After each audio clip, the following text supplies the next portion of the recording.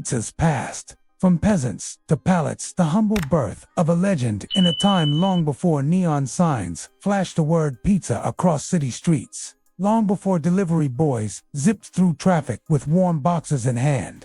There was a world where pizza had no name. Tonight, we journey back, far back, to a place where simple hands kneaded dough, not for fame, but for survival. Our story begins in the sun-kissed lands of ancient Mesopotamia and Egypt, where the first whispers of bread were born.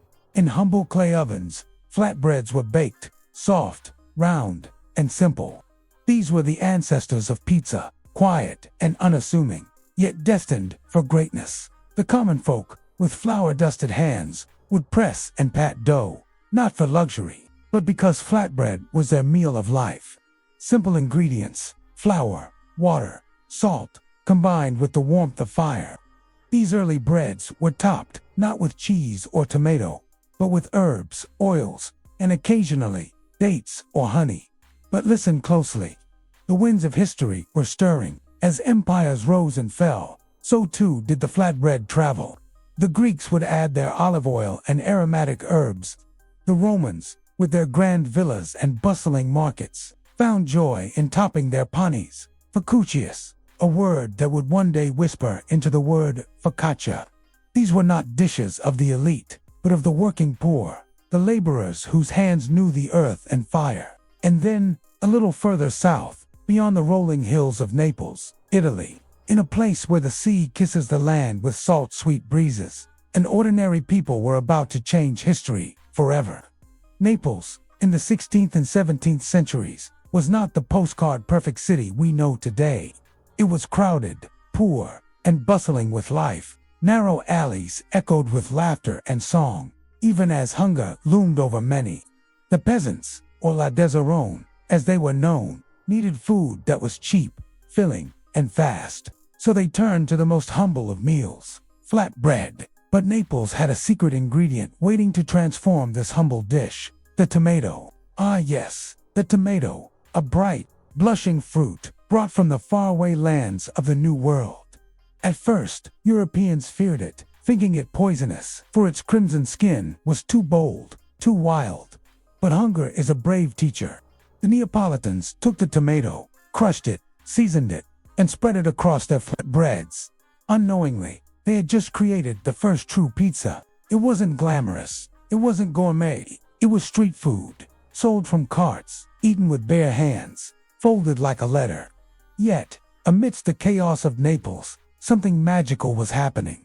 A food of peasants was becoming the flavor of a city. As the sun sets on this first chapter of Pizza's story, we're left with an image. A young boy in Naples, sitting on a stone step, his fingers stained red with tomato, biting into a slice of hot, fresh pizza, unaware that he holds a piece of culinary destiny. But this is just the beginning. In the next part of our journey, we will witness how this street food of the poor would catch the eye of royalty, and with one fateful moment, pizza would rise from the alleyways of Naples to the grand halls of history. The Queen's Slice. How pizza won the royal seal. The streets of Naples whispered a secret, one that only the hungry knew. But fate, as it always does, had a grander plan. It was the year 1889. Italy was young, newly unified. Its people searching for symbols that could stitch their diverse regions into a single heart. In this time of national pride, a queen would unknowingly change the destiny of a humble street food. Her name was Margherita of Savoy, a queen not content with the delicate dishes of royal banquets. She had heard tales, soft murmurs of a food loved by the common folk. Something called pizza, a dish of the people, simple yet beloved. And so, under the gleaming sun of Naples, Queen Margherita made a request that would ripple through time. She wished to taste this pizza. Enter Raffaele Sposito, a local pizzaiolo whose hands knew the language of dough and fire. Tasked with creating a pizza fit for a queen, he pondered not with extravagance, but with respect. For how does one elevate a dish that is already perfect in its simplicity? He chose 3 toppings, not for their opulence, but for their meaning. The red of tomatoes, the white of mozzarella, and the green of fresh basil. Together, they mirrored the colors of Italy's flag. a culinary salute to a nation, humble yet proud. As the queen took her first bite, the flavors of Naples danced upon her tongue. The tangy sweetness of tomato, the creamy melt of mozzarella, the fragrant kiss of basil. Simple, honest, and undeniably Italian. That day, the pizza margherita was born. A dish of peasants had won the heart of a queen. But, dear listener, it wasn't just a royal endorsement. It was a moment when the boundary between the palace and the street blurred, where a simple food carried the voice of a people, uniting them with every bite. Yet, pizza did not rush to fame. For many years, it remained in Naples, cherished but local. Like a beloved lullaby, only sung in one village. The world beyond Italy had yet to discover this culinary treasure. But history, much like yeast in warm dough, was quietly rising. In the coming years, wars would shake the world, empires would fall, and amidst this chaos, people would move, migrating, searching for new beginnings. And with them, they carried not just dreams, but recipes, tastes, and memories. The next chapter of pizza's journey would not be written in the alleys of Naples, but across oceans, in bustling cities where cultures collided and blended. But before we set sail, let's hold this moment. A queen, a pizzaolo, and a nation finding its flavor. The night breeze sighs through soft notes, as if history itself is pausing to breathe. In the next we will cross the seas, where pizza will face its greatest transformation yet. Under the bright lights and towering skyscrapers of America, a new land where the pizza pie would rise to global glory. Across the Atlantic, pizza's American dream. As the 19th century drew to a close, the world was shifting beneath weary feet. From the sun-baked shores of Italy, countless families packed their belongings, not in elegant suitcases, but in worn leather trunks, their hands clutching faded photographs and recipes whispered through generations. Among them were Neapolitan immigrants, bound for a land they had only heard of, America, the land of dreams. They arrived in New York City, greeted not by luxury, but by towering tenements and bustling streets. Life was hard, the air heavy with hope and struggle. But even in this foreign land, they carried with them a taste of home. The humble, heartwarming pizza. At first, pizza remained an immigrant's secret, a quiet comfort found in Italian neighborhoods, baked in coal-fired ovens and small bakeries, where the scent of tomato and garlic would seep into the cobblestones. But history, as always, had a twist in store. In 1905, a man named Gennaro Lombardi opened what is now considered America's first official pizzeria, Lombardi's, in Manhattan's Little Italy. There, beneath the haze of coal, smoke, and the clatter of horse-drawn carriages, pizza found a new home. It was still simple: a crisp, charred crust, bright tomato sauce, a few dollops of mozzarella. But it was the beginning of something extraordinary. As Italian immigrants worked in factories, docks, and markets, pizza became a beacon of community. Affordable, filling, and delicious. Soon, non-Italians, curious about this flavorful flatbread, began tasting it. One bite, and they were hooked. Yet, pizza's true rise in America came not from bakeries or restaurants, but from an unexpected ally. World War II. American soldiers, stationed in Italy during the war, discovered pizza while on foreign soil. The warmth of the dough, the tang of tomato, the melty bliss of cheese. It reminded them of comfort amidst the chaos of war. When these soldiers returned home, they brought with them more than stories of battle. They brought a craving. America was ready. Post-war, the 1950s brought a wave of change. Suburbia was booming. Families gathered around television sets, and convenience became king. Pizza, with its shareable slices and bold flavors, was the perfect companion for this new era. Entrepreneurs saw its potential, and the first pizza chains began to emerge. Shakey's Pizza Parlor, Domino's, and Pizza Hut turned pizza into a national obsession. No longer just a street food, pizza became a symbol of American culture. Casual, fun, and endlessly customizable. But something magical happened in this American dream. The pizza itself began to evolve. Thick crusts in Chicago, thin and foldable slices in New York, creative toppings in California. Each region added its own twist. Yet the soul of pizza remained.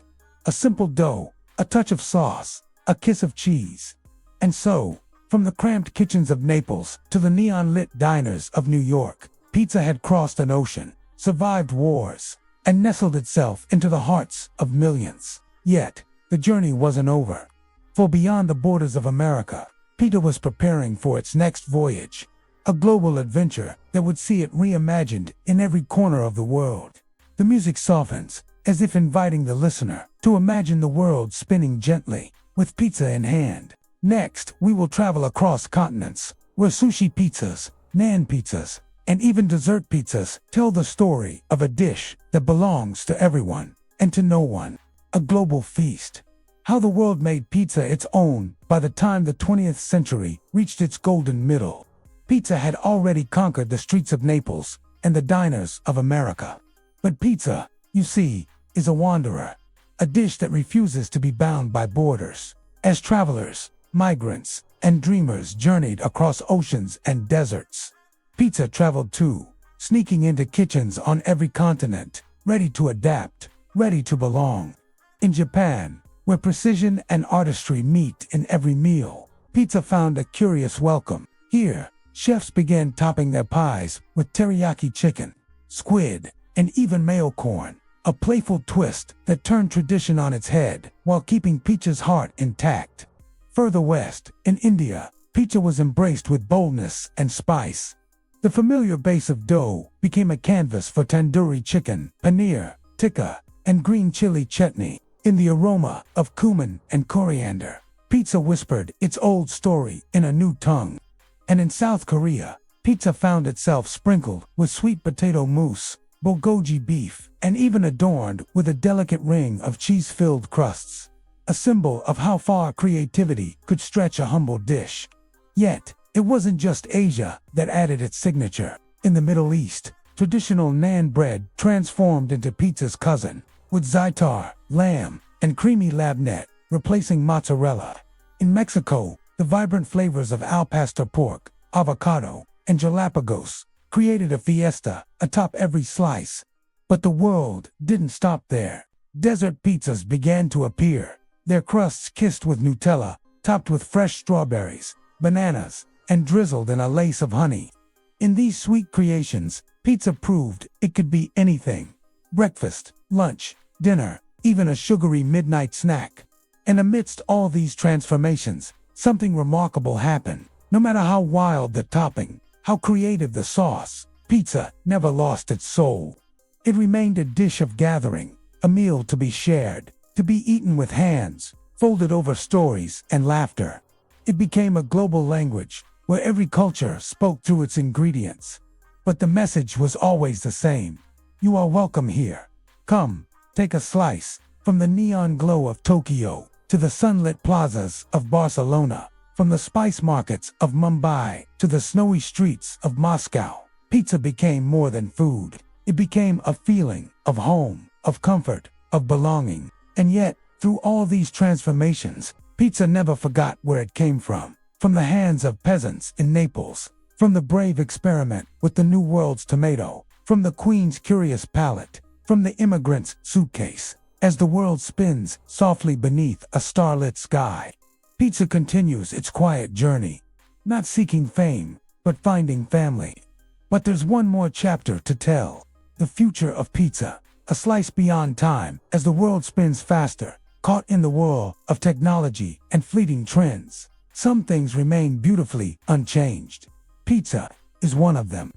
In a world of gourmet experiments and culinary spectacles, where molecular gastronomy deconstructs meals into delicate foams and gels, pizza stays honest. It's not a dish that demands silver cutlery or whispered conversations in five-star dining rooms.